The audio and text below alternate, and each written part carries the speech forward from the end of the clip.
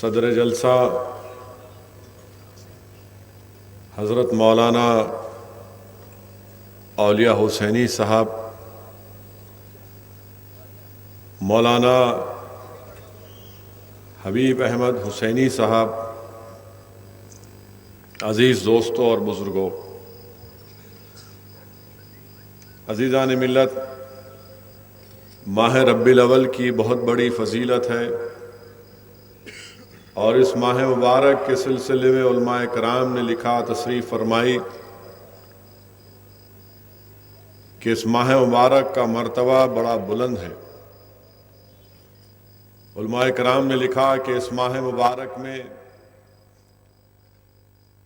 قرآن والے تشریف لائے تو رمضان کے مہینے میں اللہ نے قرآن کریم کو نازل کیا، تو ربیع الاول میں قرآن والے تشریف لائے اور رمضان میں قرآن کریم کو نازل کیا گیا۔ اگر ہم کو رمضان، قرآن، زکوٰۃ، یہ تمام چیزیں ملی ہیں تو صدقہ ہے نبی کریم صلی اللہ علیہ وسلم کا۔ اگر آپ نہ ہوتے تو حدیث قدسی میں آیا کہ اللہ فرماتا ہے کہ اے میرے محبوب، کائنات کا ذرہ بھی معرض وجود میں نہیں آتا۔ عزیز دوستوں اور بزرگوں، میرے نوجوان ساتھیوں، اللہ سبحانہ و تعالیٰ نے انسان کو کئی نعمتوں سے نوازا تاکہ اس میں اچھے اور برے کی تمیز پیدا ہو سکے۔ اللہ نے انسان کو ہاتھ اور پیر دیے، یہ ایسی نعمتیں ہیں کہ ساری کائنات اس کی قیمت نہیں بن سکتی۔ اور قرآن کریم میں اللہ سبحانہ و تعالیٰ ارشاد فرماتا ہے، اس آیات کا ترجمہ مفسرین نے اس طرح کیا کہ اللہ قرآن کریم میں ارشاد فرماتا ہے کہ اگر تم میری نعمتوں کا شمار کرنا چاہو تو نہیں کر پاؤ گے۔ اور کہیں پر اللہ نے یہ نہیں فرمایا کہ انسان، میں نے تجھے نعمتیں دے کر تجھ پر ایک بہت بڑا احسان کیا۔ اور جب کائنات میں اپنے حبیب محمد مصطفیٰ صلی اللہ علیہ وسلم کو پیدا کرتا ہے تو اللہ سبحانہ و تعالیٰ قرآن کریم میں ارشاد فرماتا ہے، اور علماء کرام نے اس آیات کا ترجمہ اس طرح کیا کہ اللہ فرماتا ہے کہ اللہ نے مومنوں پر ایک بہت بڑا احسان کیا اور ان میں ایک عظمت والے رسول کو بھیجا۔ علماء کرام نے لکھا کہ یہ نعمت عظمیٰ ہے اور اللہ سبحانہ و تعالیٰ خود اس پر احسان جتلا رہا ہے۔ میرے عزیز دوستوں اور بزرگوں، اللہ کے رسول صلی اللہ علیہ وسلم نے ارشاد فرمایا کہ تم اس وقت تک مومن نہیں جب تک کہ تم مجھے اپنی جان سے بھی زیادہ نہیں چاہو گے۔ رحمت اللہ عالمین صلی اللہ علیہ وسلم نے ارشاد فرمایا کہ تمہارا ایمان اس وقت تک مکمل نہیں جب تک کہ تم مجھے اپنی آل اولاد، اپنے ماں باپ اور دولت سے بڑھ کر نہیں چاہو گے۔ اگر آج ہم نظر ڈالیں گے عالم اسلام پر تو مسلمانوں کے پاس، عالم اسلام کے پاس وہ اسپین کا سنہرا دور نہیں ہے، وہ بغداد کا سنہرا دور نہیں ہے۔ اقتدار ہے مگر اس اقتدار کا کنٹرول کسی اور کے ہاتھ میں ہے۔ دولت ہے مگر دولت کو کس طرح استعمال کرنا ہم نہیں جانتے۔ مگر اگر ایک دولت جو ہمارے پاس ہے، جو ابھی تک ہم نے اس کو نہیں کھویا، اور وہ دولت ایسی دولت ہے کہ اس دولت کے سامنے دنیا کے سارے خزانے کم پڑ جائیں گے، اور اس دولت کو ہمارے اسلاف نے، ہمارے بزرگوں نے اپنی جانوں کی عظیم قربانیاں اور بے شمار قربانیاں دے کر اس سے دنیا کی تاریخ لکھی، اور وہ دولت ہے عشق مصطفیٰ صلی اللہ علیہ وسلم۔ اور تاریخ گواہ ہے میرے عزیز دوستوں، جن لوگوں کو اپنی دولت پر ناز تھا، فخر تھا، جب وہ دامن مصطفیٰ سے وابستہ ہوئے تو انہوں نے اس دولت کو رسول اللہ صلی اللہ علیہ وسلم پر قربان کرنا اپنے لیے باعث نجات سمجھا۔ تاریخ گواہ ہے کہ جو بت پرست تھے جب دولت مصطفیٰ سے مالا مال ہوئے تو خدا پرست بن گئے۔ تاریخ گواہ ہے کہ جن کو اپنے تخت پر بڑا ناز تھا جب عشق مصطفیٰ سے مالا مال ہوئے تو رسول اللہ صلی اللہ علیہ وسلم کے قدموں میں بیٹھنا اپنے لیے باعث عزت سمجھتے تھے۔ جو نرم نرم بستروں پر سوتے تھے اور عشق مصطفیٰ سے جب مالا مال ہوئے تو زمین پر بیٹھنا اپنے لیے باعث عزت سمجھتے تھے۔ تاریخ گواہ ہے کہ جن کے دسترخوانوں پر بے شمار کھانے ہوتے تھے جب عشق مصطفیٰ سے اپنے دل کو مالا مال کیا تو اسلام کی محبت ان کے دلوں میں اس طرح سما گئی کہ اسلام کی سربلندی کے لیے رسول اللہ صلی اللہ علیہ وسلم کے عشق کی خاطر کئی کئی دن تک بھوک اور فاقہ کشی کو اختیار کیا۔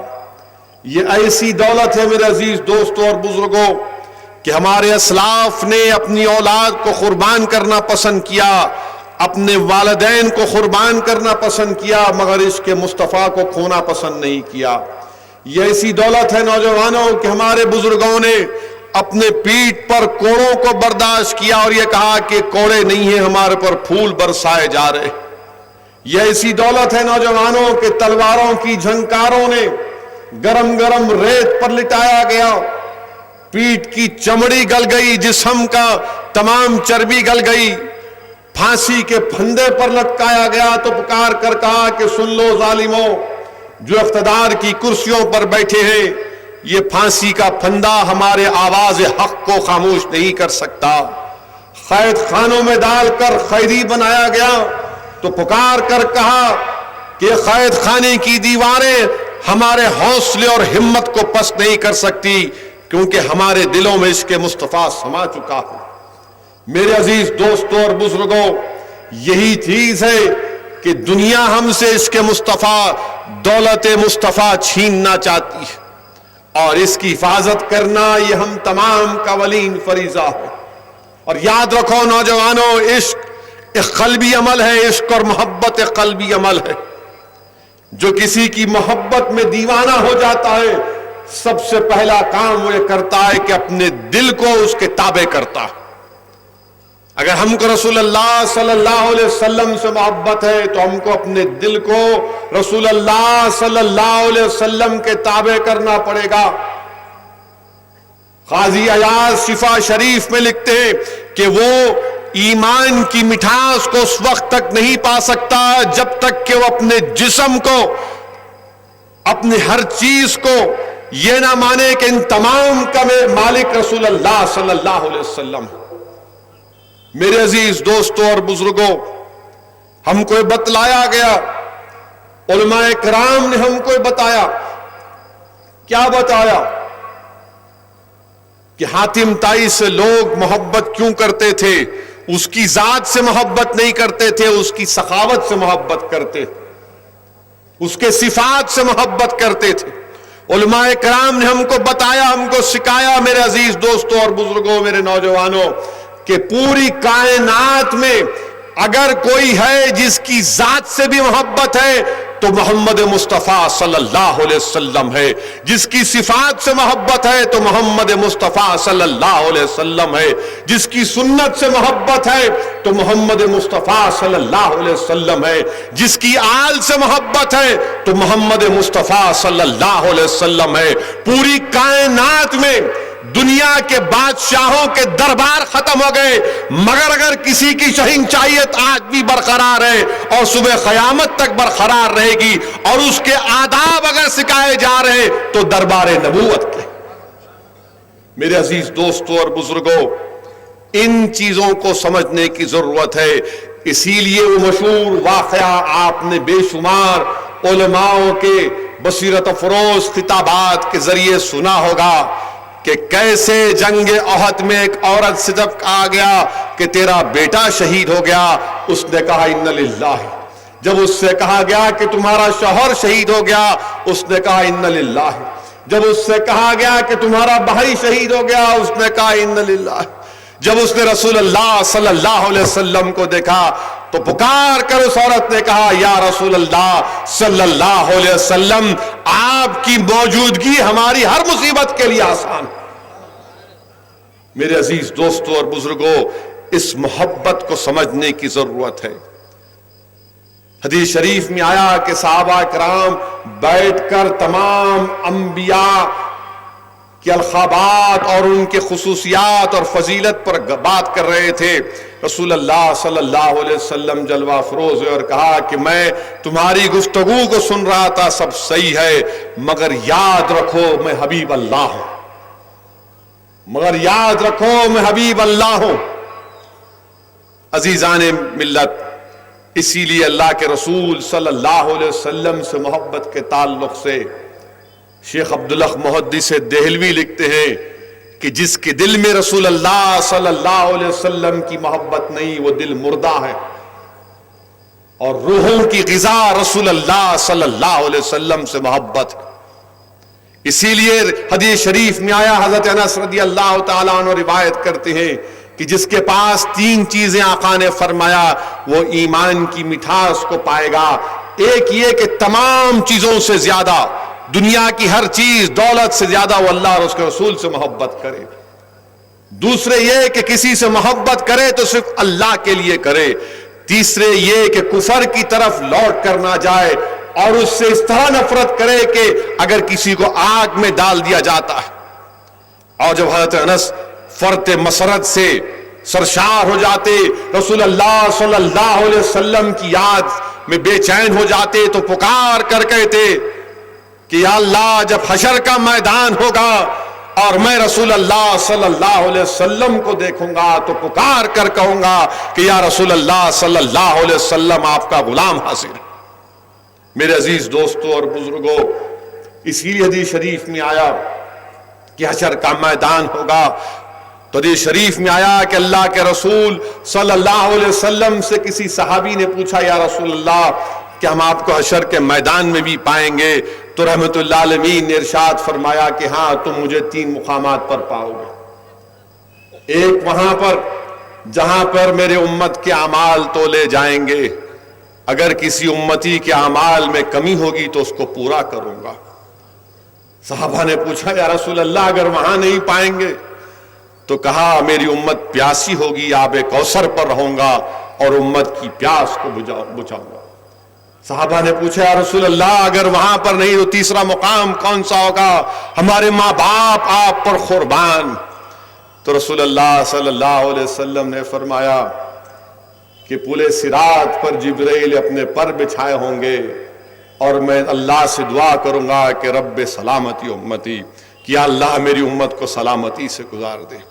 اسی لیے کسی عاشق نے عشق میں ڈوب کر کہا کہ رضا پل سے اب وش کرتے گزریے کہ ہے رب سلم صدائے محمد۔ میرے عزیز دوستوں اور بزرگوں، میری بھی اللہ سے دعا ہے کہ اللہ سبحانہ و تعالی جب میزان ہوگا، اعمال ہم تمام کے تولے جائیں گے۔ اسد الدین اویسی کے پاس آج بھی کچھ نہیں ہے اور اس دن بھی کچھ نہیں ہوگا۔ مجھے تو اللہ کی رحمت پر بھروسہ ہے اور آقا کی شفاعت پر بھروسہ ہے، اور مجھے پورا یقین ہے کہ اللہ سبحانہ و تعالی ہم تمام کو اس دن مایوس نہیں کرے گا۔ ہم کو رسول اللہ صلی اللہ علیہ وسلم کی شفاعت نصیب ہوگی، ہم کو رسول اللہ صلی اللہ علیہ وسلم کا ساتھ نصیب ہوگا پل صراط سے گزرتے وقت۔ اسی لیے میرے عزیز دوستوں اور بزرگوں، عشق نبوی اور دولت رسول اللہ صلی اللہ علیہ وسلم کی اس محبت، اس دولت کو ایک عظیم نعمت سمجھ کر اس کی حفاظت کرنا ہم تمام کی ذمہ داری ہے۔ میرے عزیز دوستوں اور بزرگوں، علماء کرام نے ہم کو بتایا کہ دیگر انبیاء کرام نے حضرت جبرائیل کو سن کر اللہ کی گواہی دی۔ میرے آقا محمد مصطفیٰ صلی اللہ علیہ وسلم نے جبرائیل امین کو دیکھا۔ اللہ نے دیگر انبیاءوں کو کسی ایک مخصوص قوم یا گاؤں یا شہر کی طرف بھیجایا، اور رسول اللہ صلی اللہ علیہ وسلم کے تعلق سے ارشاد فرمایا کہ وَمَا أَرْسَلْنَاكَ إِلَّا رَحْمَةً لِلْعَالَمِينَ، میرے عزیز دوستوں اور بزرگوں، علماء کرام نے لکھا کہ اللہ نے انبیاء کو، رسولوں کو معجزات دیے، کسی کو 1، کسی کو 2، حضرت موسیٰ کو سب سے زیادہ 9 دیے. اور جب رسول اللہ صلی اللہ علیہ وسلم کی بات آئی تو کسی شاعر نے کہا کہ دیگر انبیاء اور رسول آ کر معجزے دکھائے، میرے آقا خود معجزہ بن کر آئے. میرے عزیز دوستوں اور بزرگوں، سورہ یاسین میں ذکر آیا کہ اللہ نے 3 اپنے نبیوں کو ایک گاؤں کی طرف بھیجایا اور محمد مصطفیٰ صلی اللہ علیہ وسلم کو رسول بنا کر سارے عالم کے لیے بھیجا. میرے عزیز دوستوں اور بزرگوں، میرے نوجوان ساتھیوں، سنو میری اس بات کو کہ اللہ نے انبیاء اور رسولوں کو تبلیغ کے لیے حضرت یحییٰ، حضرت عیسیٰ کو تبلیغ کے لیے بھیجا، تو کسی کو فرعون اور نمرود سے ٹکر لینے کے لیے حضرت موسیٰ اور ابراہیم کو بھیجا، کسی کو اقتدار دیا کہ حضرت سلیمان، حضرت داؤد علیہ السلام کو. اور جب معاملہ آقا کا آیا تو کہا کہ وَمَا أَرْسَلْنَاكَ إِلَّا رَحْمَةً لِّلْعَالَمِينَ. اللہ سبحانہ و تعالیٰ نے حضرت موسیٰ سے کہا کہ میں آپ کو زمین کے لوگوں کا خلیفہ بناؤں گا، بنا کر نہیں بھیجا. اور لوگوں کا کہا، حضرت آدم سے کہا کہ زمین میں خلیفہ بناؤں گا. رسول اللہ صلی اللہ علیہ وسلم رحمت اللہ عالمین کا معاملہ آیا تو یہ نہیں کہا کہ آپ رحمت اللہ عالمین ہے. ابھی آپ نے معزز عالم دین سے سنا، حبیب صاحب سے کیا کہا کہ اللہ نے رسول اللہ صلی اللہ علیہ وسلم کو رحمت اللہ عالمین بنایا، مبشر بنایا، نذیر بنایا، والضحیٰ بنایا. آپ بن کر آئے. علماء کرام نے ان کو بتایا، نوجوانوں، کہ جب فرشتوں نے حضرت آدم کو سجدہ کیا تو اللہ نے فرشتوں سے کہا کہ صبح قیامت تک میرے حبیب پر تم درود و سلام پڑھنا. بلکہ مشکات شریف کی حدیث ہے کہ رسول اللہ صلی اللہ علیہ وسلم نے فرمایا کہ حضرت آدم سے حضرت عیسیٰ علیہ السلام تک 1,24,000 جتنے انبیاء اور رسول ہیں، وہ سب اس دن میرے پرچم کے نیچے کھڑے رہیں گے. تفسیر کبیر میں آیا، امام فخر الدین رازی رحمت اللہ علیہ لکھتے ہیں کہ جبریل امین سفر معراج کے وقت رسول اللہ صلی اللہ علیہ وسلم کے سفاری کی جو رکاب پکڑی تو وہ حضرت آدم کے سامنے جو فرشتوں نے سجدہ کیا اس سے بڑا، اس سے متبرک ہے. اور امام فخر الدین رازی نے لکھا کہ فرشتوں نے حضرت آدم کے سامنے سجدہ اس لیے بھی کیا کیونکہ پیشانی آدم علیہ السلام میں نور محمدی نظر آ رہا تھا. میرے عزیز دوستوں اور بزرگوں، علماء کرام نے فرمایا، کیا فرمایا کہ حضرت موسیٰ سے ان کی قوم نے پانی مانگا تو آپ نے پہاڑوں سے پانی نکالا. اور جب آپ نے ابھی معزز عالم دین کے بصیرت افروز کتاب میں سنا کہ معجزات کا ذکر، کہ جب 1500 صحابیوں نے کہا یا رسول اللہ پانی نہیں ہے، رسول اللہ صلی اللہ علیہ وسلم کی انگلیوں مبارک سے پانی کے چشمے جاری ہو گئے. حضرت موسیٰ نے اپنے عصا کو زمین پر مارا تو پانی میں راستہ بنا. میرے آقا نے زمین پر ٹھہر کر انگلی سے اشارہ کیا تو چاند کے 2 ٹکڑے ہو گئے. میرے آقا محمد مصطفیٰ صلی اللہ علیہ وسلم نے ارشاد فرمایا کہ زمین پر میرے 2 وزیر ہیں، آسمان پر 2 وزیر ہیں. آسمان پر حضرت جبرائیل، حضرت میکائیل، اور زمین پر صدیق اکبر عمر فاروق. تو معلوم ہوا زمین و آسمان پر کس کی حکومت ہے، معلوم ہوا زمین و آسمان پر کس کی حکومت ہے. میرے عزیز دوستوں اور بزرگوں، بتانے کا مقصد یہ ہے کہ ان جلسوں کو منعقد کرنے کا بنیادی مقصد یہ ہے کہ ہماری زندگیوں میں ایک انقلابی تبدیلی پیدا ہو جائے. اور میرا ماننا یہ ہے کہ اگر اس کثیر اجتماع، اس کثیر جلسے میں جو اتنے لوگ یہاں پر بیٹھے، اگر علماء کرام کے بصیرت افروز خطابات سننے کے بعد اگر صرف 2 نوجوان اپنی زندگیوں میں تبدیلی پیدا کر لیتے ہیں تو یقین جانیے قلعے گولکنڈہ ہو یا حیدرآباد کی سرزمین میں ایک انقلاب پیدا ہو جائے. صرف دو. اگر آج آپ اس محفل میں بیٹھ کر اتنی دیر سے علماء کرام کی تقاریر کو سن رہے تو نوجوانوں اگر تم میں سے صرف دو یہ ارادہ کر کے اٹھیں گے کہ ہاں آج سے ایک تبدیلی پیدا ہوگی. جو زندگی گزار چکا وہ گزار چکا, اب جہالت کے راستے پر, اب گناہوں کے راستے پر اب زندگی نہیں گزاروں گا, اب رسول اللہ صلی اللہ علیہ وسلم کے بتائے ہوئے سنت اور طریقے کو اختیار کروں گا, تو یقین جانو یہ جلسہ کامیاب ہوگا. یہ جلسوں کو منعقد کرنے کا مقصد یہ نہیں ہے کہ صرف جذباتی نعرے مار کر خوش ہو کر گھر کو چلے جائیں اور صبح میں نماز فجر قضا ہو جائے. ان جلسوں کو منعقد کرنے کا مقصد یہ ہے کہ آپ کے ہماری زندگیوں میں ایک انقلابی تبدیلی پیدا ہو جائے, کہ آپ اپنی زندگیوں میں رسول اللہ صلی اللہ علیہ وسلم کی محبت کو اور مضبوط کریں. یاد رکھو یہی چیز ہم کو دین اور دنیا میں کامیاب کرنے والی ہے. ہمارے پاس کوئی چیز باقی نہیں ہے میرے عزیز دوستو, نہ وہ اسپین کے وہ عظیم الشان کامیابیاں, نہ وہ بغداد کے عظیم الشان کامیابیاں سائنس اور فلسفی میں. آج اگر کوئی چیز ہمارے پاس بچ چکی ہے جو ظالم اسلام دشمن طاقتیں ہم سے چھیننا چاہتی ہیں, اس کو بچاؤ. اللہ کے رسول صلی اللہ علیہ وسلم کی شان میں گستاخیاں کی جاتی ہیں. دنیا والوں کو سمجھنے کی ضرورت ہے, نوجوانوں آپ کو سمجھنے کی ضرورت ہے کہ بادشاہوں کے دربار ختم ہو گئے. 700 سال مسلمانوں نے ہندوستان پر حکومت کی, ان تمام کے دربار برباد ہو گئے. یہ قلعہ گولکنڈہ کے اجڑے ہوئے یہ محل, یہ در و دیوار جو کس وقت زمانے میں کسی وقت یہاں پر بادشاہوں کے دربار اور شہنشاہیت باقی تھی, مگر آج وہ ویران پڑے ہوئے ہیں.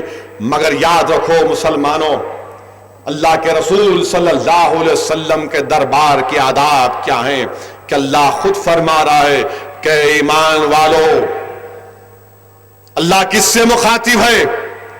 عشر مبشرہ سے مخاطب ہے, صحابہ کرام سے مخاطب ہے, جن سے اللہ راضی ہو اللہ سے راضی. اللہ ان سے کہہ رہا ہے, ہم سے کہہ رہا ہے کہ ایمان والو اپنی آوازوں کو میرے حبیب کی آواز کے آگے بلند مت کرو, ورنہ تمہارے اعمال ختم کر دیے جائیں گے, حق کر لیے جائیں گے. دنیا کو سمجھنے کی ضرورت ہے میرے عزیز دوستوں اور بزرگوں. اور جو لوگ رسول اللہ صلی اللہ علیہ وسلم کی شان میں گستاخی کرتے, قرآن میں اللہ فرما رہا ہے کہ ولد الحرام, وہ ظالم وہ کتا جو اتر پردیش میں بیٹھ کر آقا کی شان میں گستاخی کیا, یاد رکھ تو آج جیل میں ہے مگر یہ دنیا تیرے لیے چوہے کے بل کی طرح بن جائے گی انشاءاللہ. تو نے رسول اللہ صلی اللہ علیہ وسلم کی شان میں گستاخی کی, تو نے اپنی تباہی اور بربادی کو دعوت دی. ہم کو کرنے کی کوئی ضرورت نہیں ہے, قدرت تجھ سے ایسا تجھ سے نظارہ دکھائے گی کہ دنیا سمجھ جائے گی کہ کیا ہے یہ. بہرحال میرے عزیز دوستوں اور بزرگوں, حالات اور وقت کا تقاضا یہ ہے کہ ہم متحد رہیں. آنے والے چند ہفتوں میں سرزمین حیدرآباد پر ہمارے اتحاد کی مثالیں ہم کو پیش کرنا ہے. جب یہاں پر بلدیہ کے انتخابات ہوں گے تو یہ غیور سرزمین حیدرآباد کی سرزمین, یہ اولیاء اللہ کی سرزمین, یہ دکن کے شیروں کی سرزمین, اس سرزمین پر ہم کو اپنی سبقت اور برتری کو برقرار رکھنا ہے. اور اگر ہم کو رکھنا ہے برقرار تو اتحاد کا بہترین مظاہرہ ہم کو کرنا ہے.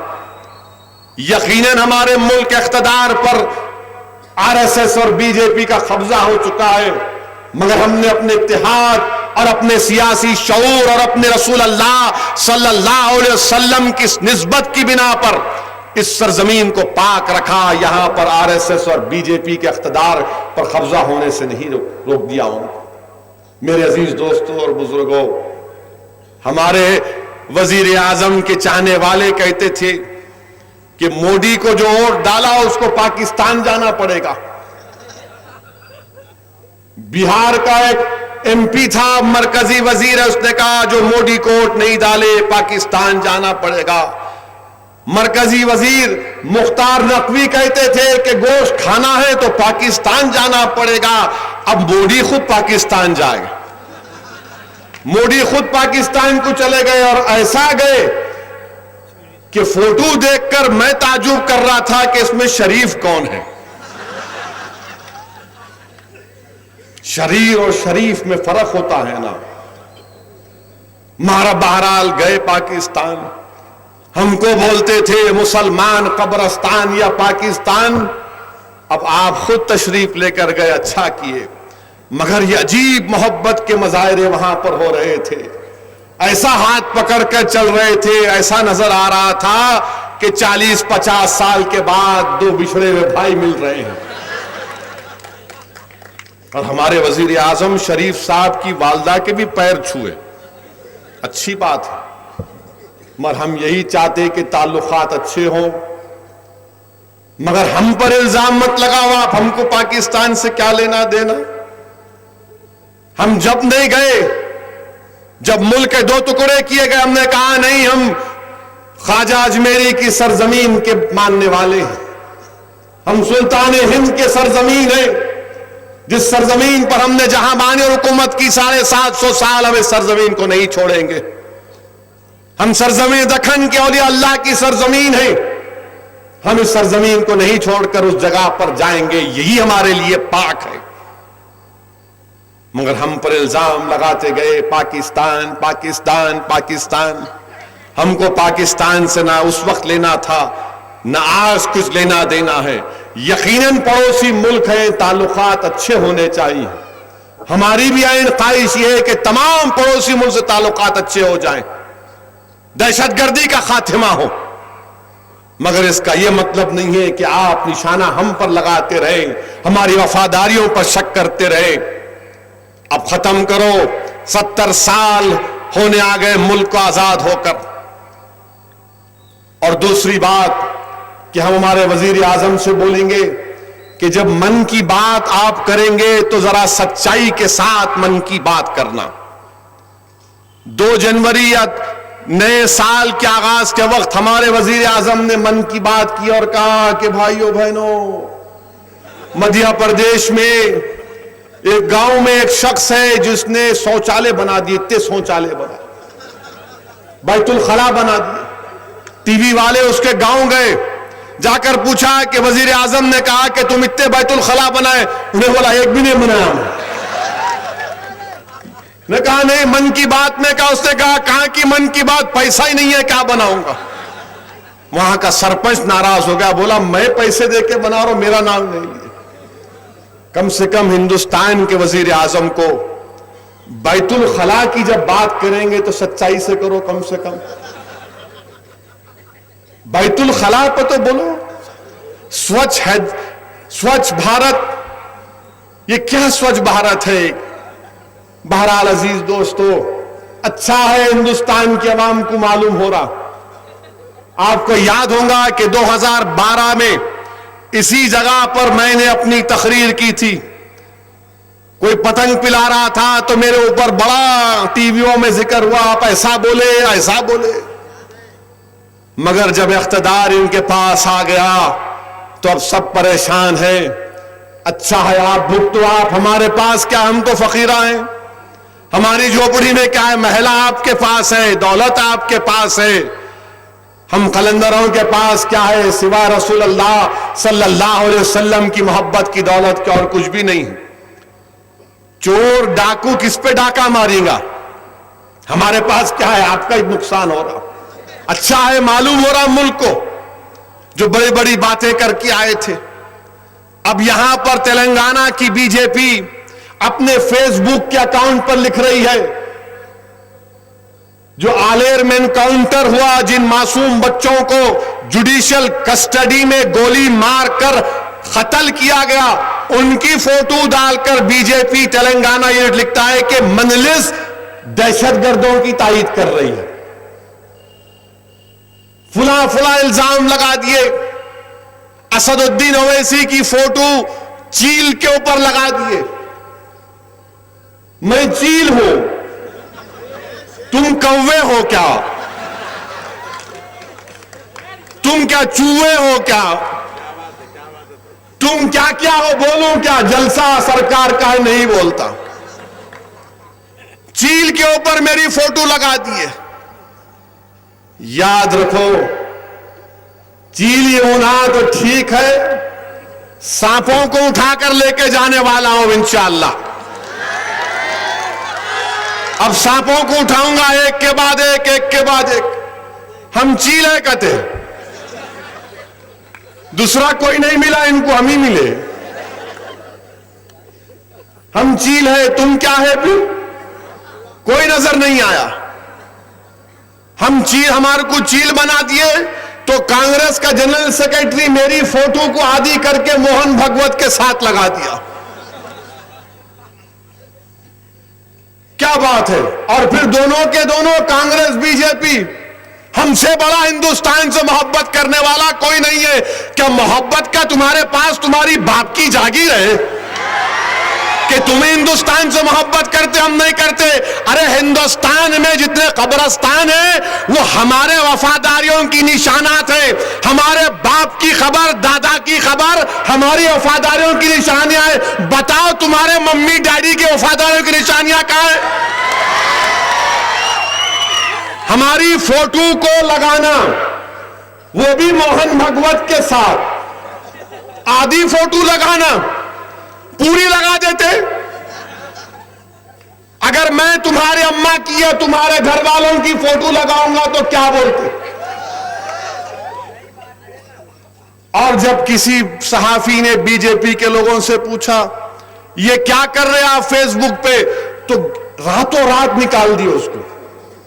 اب فیس بک پہ نہیں ہے، اسکرین شاٹ ہے ہمارے پاس. ارے کیا ڈر رہے تم لوگ؟ کیوں نکالے؟ رکھنا تھا. دیکھو ایسا کرے، چیل کرے، الزام لگائے. وہ آلیر کے انکاؤنٹر میں ان کو ہم بتائے، آپ جا کے شریف سے ہاتھ ملا رہے. آج دہشت گردی کا حملہ ہو گیا پٹھان کوٹ پہ، اور آپ میرے کو بول رہے دہشت گردی کا ساتھ دے رہا ہوں میں. واہ رے واہ. بی جے پی والوں، تم 2 گھنٹے میں ڈر کے میرے بارے میں تم نکال دیے. الیکشن تم ہمارے سامنے کیا لڑو گے؟ 2 گھنٹے میں فیس بک سے نکال دیے تو انشاءاللہ تعالی کاروان میں 1 گھنٹے کی پولنگ میں تمہاری زبان ضبط ہوگی انشاءاللہ. نہ صرف کاروان بلکہ پورے حیدرآباد کے بلدیہ کے الیکشن میں. کانگریس بول رہی چلو اب ہمارا بچ گئے، نہیں بچیں گے آپ. کانگریس اکبر الدین اویسی پر جنہوں نے جان لیوا حملہ کیا، گولیاں ماری، 60 چاقو کے وار کیے، کانگریس ان کے گھر کو چلے گئی. ان کے پاس. بڑے آوارہ ہیں یہ لوگ. ماں جا کے بول رہے ہم حیدرآباد کو ایسا کر دیں گے. کیا کریں گے؟ غنڈوں کے حوالے کریں گے، قاتلوں کے حوالے کریں گے. یہ حیدرآباد جہاں پر امن کی ضرورت ہے، قاتلوں سے چھٹکارا دلانے کی ضرورت ہے، غنڈوں کو نیست و نابود کرنے کی ضرورت ہے، روڈی شیٹروں کو بھگانے کی ضرورت ہے، آج کانگریس غنڈوں کے پاس جا رہی ہے. Very good. 100 سال پرانی بوڑھی کانگریس، جس نے اندرا گاندھی کو کھویا، راجیو گاندھی کو کھویا، مگر کوئی سبق حاصل نہیں کر رہے آپ.